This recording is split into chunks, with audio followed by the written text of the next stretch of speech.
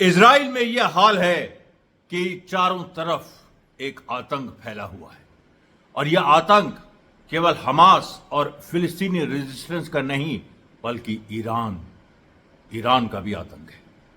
Amrish Mishra speaks में आप सबका बहुत बहुत स्वागत है। सबसे पहले आज अल कुद्स डे है जो रमजान के आखिरी फ्राइडे को मनाया जाता है। अल कुद्स यानी अल अक्स मस्जिद जो कि इस्लाम की थर्ड होलिएस्ट श्राइन मानी जाती है, जहां से ये था कि प्रॉफिट मोहम्मद स्वर्ग की तरफ गए थे, जन्नत की तरफ गए थे एंजल्स के थ्रू, और वो जुडाइज्म में भी बहुत होली है और क्रिश्चियनिटी में भी बहुत होली है और इसका एक बड़ा जबरदस्त इतिहास रहा है। अब सवाल यह है कि अल कुद्स मस्जिद के बारे में तो काफी लोग जानते हैं, लेकिन अल कुद्स डे क्या है? तो अल कुद्स डे का जो इतिहास है वो अभी रिसेंट है। रिसेंट इस मामले में है कि जो इरानियन रेवोल्यूशन हुआ, जो ईरान में क्रांति हुई 1979, जो कि मेरे ख्याल से आधुनिक जगत की पहली इस्लामिक क्रांति थी, उसमें जो आयतुल्लाह खुमैनी थे उन्होंने तय किया कि जेरूसलम का जो मुद्दा है उसको हम बनाते हैं मुख्य मुद्दा। और जेरूसलम को उन्होंने कहा कि अच्छा, इस समय भाई जेरूसलम 1979 इजराइल के पास, और उसका मैं बताऊंगा इतिहास कि पहले कैसे कैसे जेरूसलम को लेकर लड़ाइयां हुई और आज जो फिलिस्तीन की आजादी को लेकर लड़ाई हो रही है। सोच लीजिए कितनी महत्वपूर्ण बात है।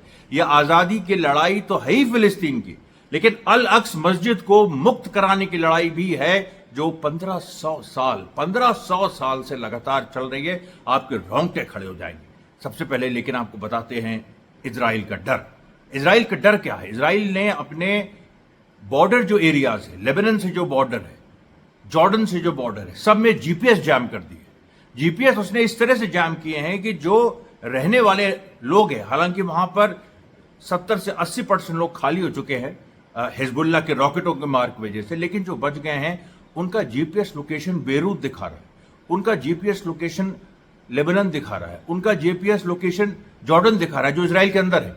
इतना डरे हैं वो कि ईरान अब हमले का, जो सीरिया में दमस्कस में ईरान के डिप्लोमेट्स को मारा था इजराइल ने, अब ईरान उसका बड़ा खतरनाक बदला लेगा और ईरान कब कैसे स्ट्राइक करेगा इस बारे में इजरायली डरे हुए हैं, क्योंकि पहले ऐसे कई मौके आ चुके हैं जब ईरान ने अचानक हमला किया है और लोगों को सोचने का मौका नहीं दिया है। 7 अक्टूबर अभी इजराइल भूला नहीं है जब हमास ने उसको सरप्राइज कर दिया था। हमास जो कि छोटी सी ताकत है, जिसके पास एयरफोर्स अभी शुरू ही हो रही है, नेवी अभी शुरू ही हो रही है। कुछ लोग तो मानते हैं कि है ही नहीं उनके पास नेवी और एयरफोर्स, लेकिन मुझे पता है कि वो शुरू हो रही है। ईरान के पास तो सब कुछ है, ईरान के पास तो न्यूक्लियर बॉम्ब तक ईरान पहुंच गया है, तो इसलिए ईरान से इजराइल डरा हुआ है। और देखिए आज जो कुद्स डे है और आज आखिरी शुक्रवार रमजान के जो पहले है, इसमें मैसेज भी आया ईरान के सुप्रीम लीडर्स का और उन्होंने कहा कि इजराइल का वजूद इस धरती से मिट जाएगा, इजराइल का वजूद इस धरती से मिट जाएगा। उसके बाद जो इराकी रेजिस्टेंस, उनके जो नेता, उनका बयान आया कि 7 अक्टूबर ने पूरी दुनिया को दिखा दिया कि जब इस्लाम एक रेजिस्टेंस की राह पे चलता है, जब इस्लाम इंसाफ के लिए लड़ने की तरफ बढ़ता है, तब क्या हो सकता है, कैसे दुनिया बदल सकता है। उसके बाद लेबनान से हिजबुल्लाह के लीडर का बयान आया, उन्होंने भी इस बात को कहा कि इजराइल अपने आखिरी चरण में खड़ा है, इजराइल केवल एक पैर उसके रह गए हैं, Israel is standing on one leg, और उसका दूसरा पैर भी हम तोड़ देंगे। उसके बाद यमन के रेजिस्टेंस से कुछ डे में खास तौर पे ये मैसेज आया कि इजराइल को हमने अभी तक 900 हमले किए हैं।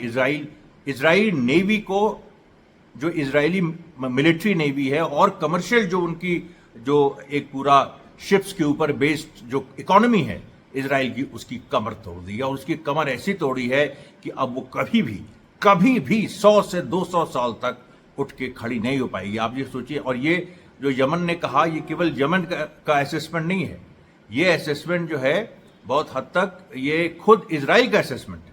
सोचिए आप, खुद इजराइल इस बात को मानता है कि उसकी जो इकोनॉमी है उसको खड़े होने में बहुत ज़्यादा टाइम लगेगा और खड़ी भी हो पाएगी कि नहीं पूरी तरह से अपने बल पे, पहले की नॉर्मल स्थिति में पहुंचेगी कि नहीं, इसके बारे में भी इजराइल को शक है। तो अल कुद्स डे में क्या किया, पैलेस्टीनियन रेजिस्टेंस ने कुछ नए हथियार, एक तो अल रबी 1 जो कि बहुत ही ज़्यादा, जो मैंने आपको बताया था कि वेस्ट बैंक में उन्होंने सिलेंडर में एक्सप्लोसिव्स भर के कैसे हथियार बनाए, ये अल रबी 1 उससे भी एक कदम आगे कि रॉकेट टेक्नोलॉजी, सिलेंडर और एक्सप्लोसिव्स का जो मिक्सचर है वो उन्होंने तैयार किया और उन्होंने इस्तेमाल किया। जैसे इजराइल टेस्ट करता है अपने वेपन्स बिलियंस ऑफ डॉलर्स में बेचने के लिए, ये लोग ने बेचने के लिए नहीं किया, ये तो आज़ादी की लड़ाई के लिए किया उन्होंने, लेकिन ऐसा टेस्ट किया कि 3 बड़े बुलडोजर इजराइल के वो उड़ गए। और ये आपकी वेस्ट बैंक जेनिन की बात है।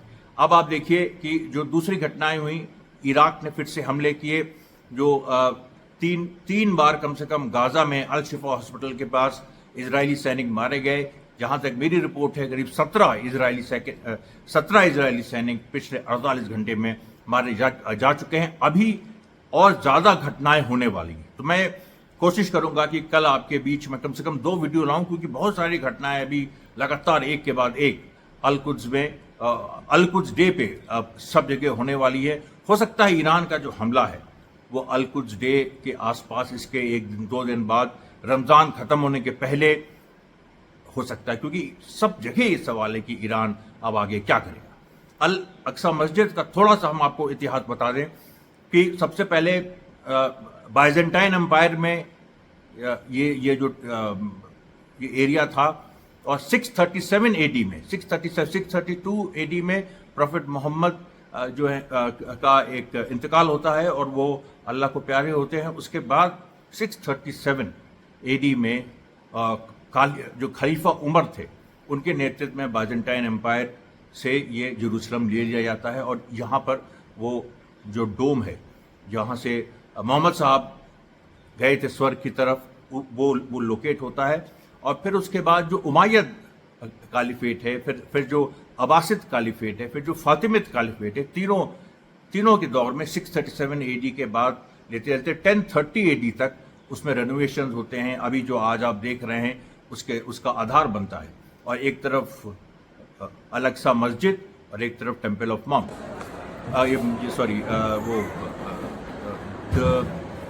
The dome of the rock, the dome of the rock. और वो डोम ऑफ द रॉक जिसको इजरायली भी कहते हैं, या जो जुडाइज्म में भी माना जाता है उनके लिए भी, कि भाई यहीं पर वो सोलोमन ने एंशिएंट टेम्पल बनाया था। लेकिन मुस्लिम्स का ये कहना है, और ये बात जो इस्लामिक हिस्ट्री में भी है, कि हम खुद ही इस बात को मानते हैं कि जो क्योंकि इब्राहिम जो प्रॉफिट है उनको मुसलमान भी मानते हैं, जूस भी मानते हैं, और इब्राहिम उनकी भी कहानी है प्रॉफिट हजरत इब्राहिम की, कि वो उन्होंने इस तरह से डोम ऑफ द रॉक में अपने जो बेटे का उन्होंने जो सेक्रीफाइस करने की बात आई थी वहाँ तक वो गए थे, वो वहीं पर हुआ था।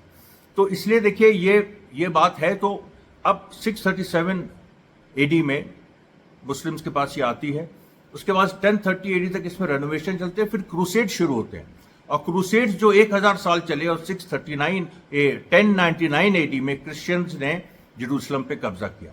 उन्होंने अल-अक्सा मस्जिद को घोड़े के अस्तबल में बदल दिया, और उन्होंने जो अभी जो डोम ऑफ द रॉक है, जो मेन डोम आप देखते हैं गोल्डन कलर का, उसको उन्होंने वहां पर एक क्रिश्चियन प्रेयर हॉल टाइप उन्होंने बनाया। कुछ वहां पर लॉजिंग, कुछ रॉयल पैलेस भी एक बनाने की कोशिश की।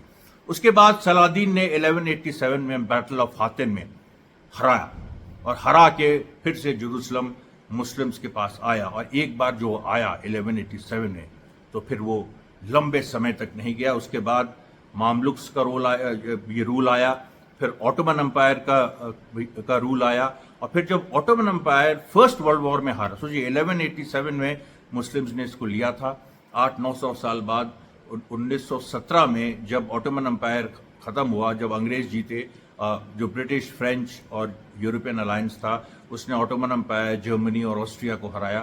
तो जनरल एलन भी ये सबसे पहले जेरूसलम में घुसे थे। और सलादीन का खौफ इतना था कि 1920 में जो सलादीन का जो टूम है दमस्कस में, सलादीन का टूम दमस्कस में, उसमें जब फ्रेंच फौजें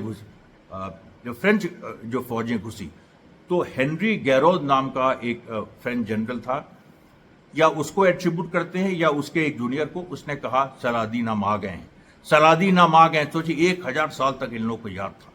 और इसीलिए आज जो पूरी एक स्थिति है कि जब जो पैलेस्टाइन है, जो जेरूसलम है, 1917 में अंग्रेज़ों के हाथ में आ गया।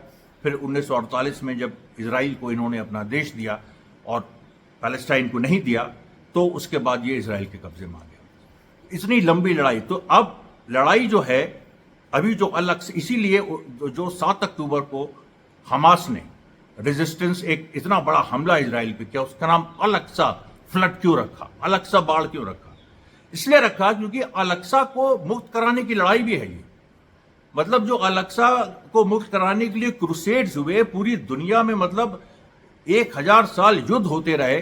1099 में 637 एडी में मुस्लिम्स के हाथ में सबसे पहले आया, फिर 1099 एडी में क्रिश्चियंस के हाथ में आया, फिर 1187 में उसको फिर सलादीन ने जीता, और फिर उसके बाद 1917 में, आप देख लीजिए, उसके बाद 1917 में अंग्रेज घुसे और जो फ्रेंच हैं उन्होंने जाके सलादीन की कब्र पे कहा कि हम आ गए हैं और हमने ले लिया है तुम्हारा जेरूसलम। सोच लीजिए आप। तो आज इस बात से, इतिहास से ये बात खुल जाती है कि actually Israel, America, Britain, France, क्योंकि अमेरिका तो ब्रिटेन और फ्रांस का ही एक्सटेंशन है, तो अमेरिका, ब्रिटेन, फ्रांस, इनका लठैत इजराइल है, उनके लिए ये जेरूसलम प्रोटेक्ट कर रहा है। लड़ाई अभी भी लड़ाई आधुनिक है। लड़ाई जो अंतर्राष्ट्रीय वित्तीय पूंजीवाद है, वो जिस तरह से पूरी दुनिया के रिसोर्सेज पे कब्जा करना चाहता है, गाजा के रिसोर्सेज पे भी कब्जा करना चाहते हैं, वो तो लड़ाई है ही, लेकिन लड़ाई धार्मिक भी है। ये केवल एक हिंदू सनातन धर्मी समझ सकता है, एक ब्राह्मण समझ सकता है। लड़ाई धार्मिक भी है, क्योंकि 1857 की लड़ाई आजादी की लड़ाई भी थी, धर्म की भी लड़ाई थी, धर्म और दीन की लड़ाई थी। और उसी तरीके से जो अभी लड़ाई चल रही है, वो लड़ाई फिलिस्तीन की आजादी की तो लड़ाई है ही, लेकिन उसके साथ साथ वो धर्म की भी लड़ाई है। वो जो सबसे आधुनिक धर्म विश्व का है, इस्लाम, उसके हाथ में जेरूसलम आना चाहिए। ये उसका हक है, ये उसका अधिकार है, और ये जो फिलिस्तीन राष्ट्र बनेगा उसका कैपिटल जेरूसलम होगा। इसी सपनों के साथ आज अल कुद्स डे हर जगह मनाया गया। लगातार लड़ाई जारी है। मैं आपको बता दूं कि जो होस्टेज, जो नेगोशिएशंस हैं, वो अब लगभग खत्म से हो गए हैं। जो नेतन्याहू है उसके हाथ से इजराइल की ग्रिप जा रही है। शिन बेत ने अपने ही नागरिकों को थ्रेटन किया है कि अगर उन्होंने प्रोटेस्ट नहीं रोके तो वो ना जाने क्या कर देंगे। और उसके साथ साथ एक और नया डेवलपमेंट हुआ है, वो आज के दिन बहुत मायने रखता है कि लेबनान में, क्योंकि हिजबुल्लाह एक शिया मिलिशिया है, लेकिन लेबनान में जो सुन्नी मिलिशियाज हैं वो खुल के हिजबुल्लाह के साथ आ गई, और उन्होंने ऐलान कर दिया है कि वो मिलके इजराइल और अमेरिका के खिलाफ लड़ेंगे। ये देखिए बहुत बड़ा डेवलपमेंट है। उसके बहुत सारे सुन्नी ग्रुप्स ईरान के साथ मिलके आईसिस के खिलाफ लड़े थे, और अभी फिलिस्तीन के मुद्दे पे जो इराकी रेजिस्टेंस में जो सुन्नी ग्रुप्स हैं वो भी ईरान के साथ हैं। लेकिन लेबनान के अंदर एक लंबी सेक्टेरियल लड़ाई चली, शिया, सुन्नी, क्रिश्चियन, इनको तीनों को आपस में लड़ाया गया, और लंबे समय इजराइल ने वेस्ट के बिहाफ पे वहां राज किया। लेकिन आज क्या हो गया, आज वो पूरी स्थिति बदल गई जब अल कुद्स डे पे, जब इराक के जो सुन्नी लीडर्स हैं, जो इराक के मेन सुन्नी ग्रुप है, उसने कहा कि भाई किसी भी हालत में हम हिजबुल्लाह के साथ हैं, ये लेबनान की भी नेशनल लड़ाई है अब, और इसको हम लोग मिलकर लड़ेंगे। उधर यमन ने भी अपनी नेशनल लड़ाई इसको मान लिया। धीरे धीरे पूरा अरब, हर मतलब जहां भी जो भी मुस्लिम अरब देश हैं वो इसको अपनी लड़ाई बनाते जा रहे हैं। रशिया और चाइना तो है ही, और धीरे धीरे देखिए भारत की तरफ भी, मैं साउथ एशियन मुस्लिम्स की भूमिका पे मैं बार बार हिंट कर रहा हूं। मैं एक बड़ा ब्लास्ट करूंगा जिसमें साउथ एशियन जो मुस्लिम्स हैं उनका क्या रोल इस पूरे वर्ल्ड के कॉन्फ्लिक्ट में होगा। थर्ड वर्ल्ड वॉर जेरूसलम के ही इर्द गिर्द लड़ी जाएगी, ये आप सोच लीजिए। ये बिल्कुल क्लियर हो गया। थर्ड वर्ल्ड वॉर का निशाना लोग कहते हैं चाइना होगा, रशिया होगा, नहीं, वो जेरूसलम है। थर्ड वर्ल्ड वॉर जेरूसलम किसके हाथ में, वही असली निशाना है। और इसीलिए आप देखिए तो भारत, और भारत के साथ साथ जो पूरा साउथ एशिया है, उसकी भी एक इसमें बड़ी भूमिका होने जा रही है। धन्यवाद साथियों, बहुत बहुत धन्यवाद।